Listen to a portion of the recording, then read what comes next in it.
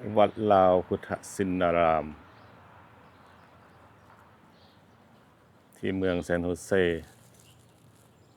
รัฐแคลิฟอร์เนีย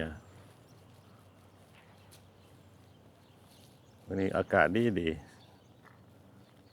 นะเป็นท้ายเดือนแล้ววันที่21วันที่31ขอโทษเดือน January 2026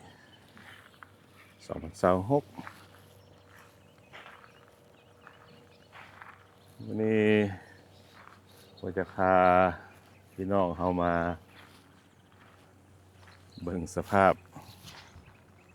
หัวของวัดนี่ครับแจ้งว่ามันผุพังมันล่มลงฝ่ายหนึ่งตอนนี้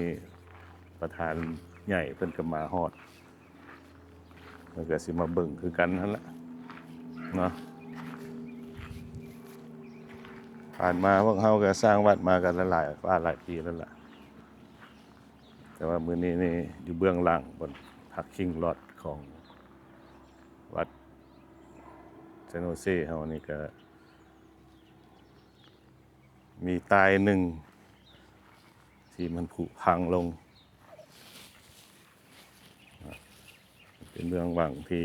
เป็นประตูทางออกทางเขาเจ้าเข้ามาทางเอา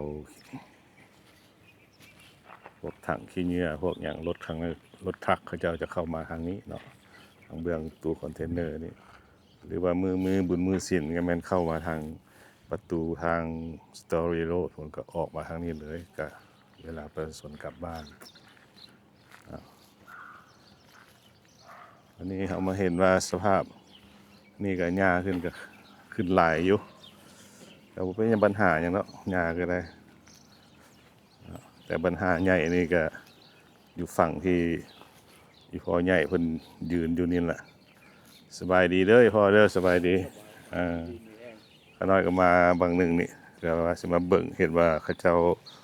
โทรไปบอกว่าตายวัดลมแล้วเด้อว่าซั่นห้อยด้านใดว่าซั่นเป็นด้านนี้นี่เองเนาะคันสิว่าเบิ่งแท้ๆก็แม่นเบื้องประตูเบื้องหลังนี่แหละเนาะมีเกตทางออกเข้าไปสู่หมู่บ้านนะมันเป็นเบื้อง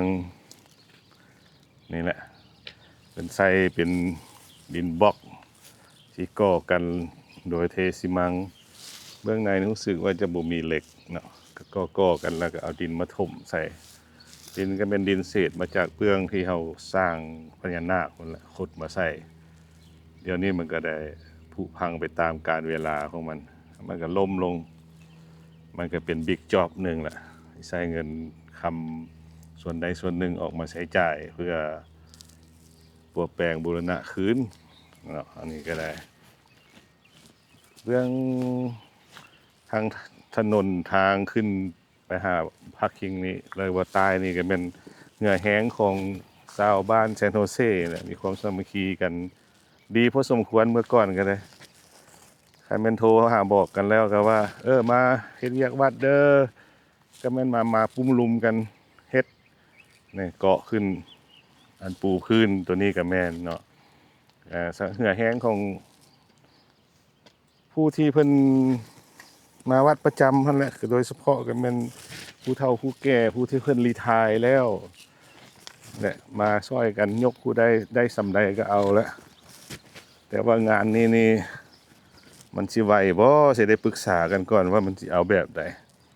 มันบ่แม่นง่ายที่มาขนดินนี้ออกอาจจะได้จ้างบ่หรือว่าใดๆอันนี้ก็ต้องได้ปรึกษาหารือกันซะก่อนเนาะแต่ทัศนะของข้าพเจ้านี่ก็คงจะบ่ไหวแล้วบ่ผู้ใดก็เฒ่าไปละผู้ใดก็เฒ่าแก่เบิดละเฒ่าแก่บ่ได้มีเงินมีคำให้เฒ่าแก่อายุเหือดแห้งก็สิมาออกแห่งงานแบบนี้ก็บ่ไหวบ่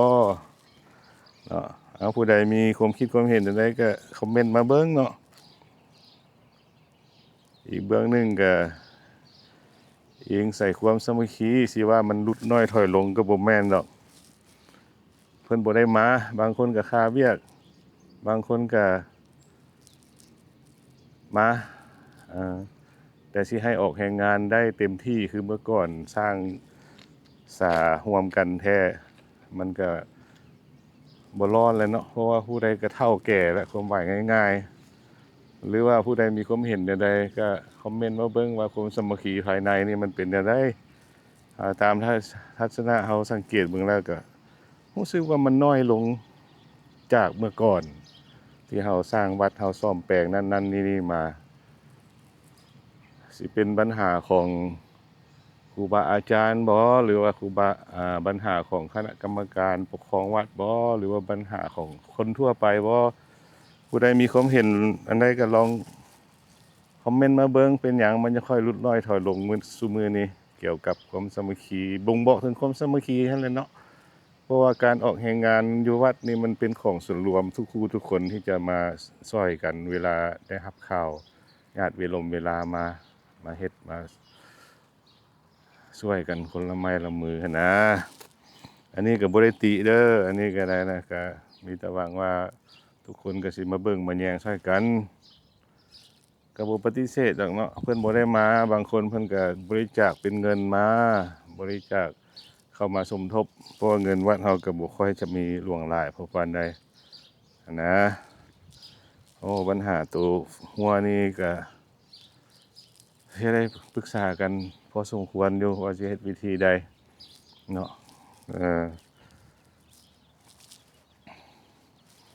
ก็พ่อแม่พี่น้องก็สิเห็นแล้วเนาะอันลักษณะก็คือบ่มั่นคงเท่านั้นเนาะเฮ็ดเมื่อผ่านมาก็ได้มันบ่มีเหล็กนะมันมีที่ว่าเป็นดินบล็อกขึ้นมาแล้วก็เอาซิมังเทลงไปเฉยๆมันก็ถูกฟ้าถูกฝนมันก็สิซุ่มสิเจือนลงไป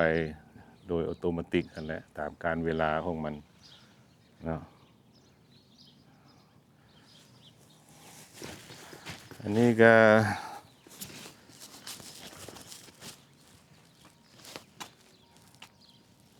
ว่าอาทิตย์หน้านี่วันที่8บ่ลุงเฮ็ดบุญบ้านเฮาบอกอีพ่อวันที่8บ่วันที่8นี่ก็สิมีพิธีบุญน้อยเกิดขึ้นเอิ้นว่าบุญมาฆบูชาเนาะอันนี้ก็สิได้แจ้งออกตนญาติโยมรับทราบเหมือนกันนั่นแหละการสร้างสาวัดวาเฮาก็เป็นพอสำนี้แหละก็สิค่อยเป็นค่อยไปคันบ่จับบ่โจมบ่เป็นแบบอย่างให้แก่ลูกแก่หลานมันก็บ่ได้ผู้ที่จะสืบทอดผู้ที่จะมาเบิ่งมาแยงให้คงอยู่คู่กับคนลาวเฮาอยู่ในต่างแดนนี่ก็เป็นต้องได้เป็นแบบอย่างให้แก่เขาโดยเฉพาะแม่นพวกพ่อแม่พี่น้องผู้ที่เพิ่นกินรีไทร์แล้วเพิ่นก็ญาติเวลามาส่วนหลายเพิ่นก็มาดอกเนาะวัดเฮานี่ก็ยังบ่ขาดอยู่ดอกก็มาอยู่แต่ต้องได้เบิ่งนำการสร้างการสร้างนี่มันต้องได้เฮ็ดช่วยกันเนาะเอาซั่นก็สิพอส่ำนี้แล้วเนาะมื้อนี้ก็สิจบไว้ซะก่อนเป็นคลิปสั้นๆให้พ่อแม่พี่น้องได้รับทราบนำกันผู้ใดมีความคิดความเห็นอันใดก็ช่วยมาเบิ่งมาแยงนำกันเด้อให้ออกความคิดความเห็นนำกันเนาะเบื้องหลังของparking lot หรือว่าเบื้องของทางออกเข้าไปสู่หมู่บ้านซานโฮเซเฮานี่แหละกำแพงมันได้หักลงเนาะเอาขอบอกขอบใจหลายๆบ๊ายบาย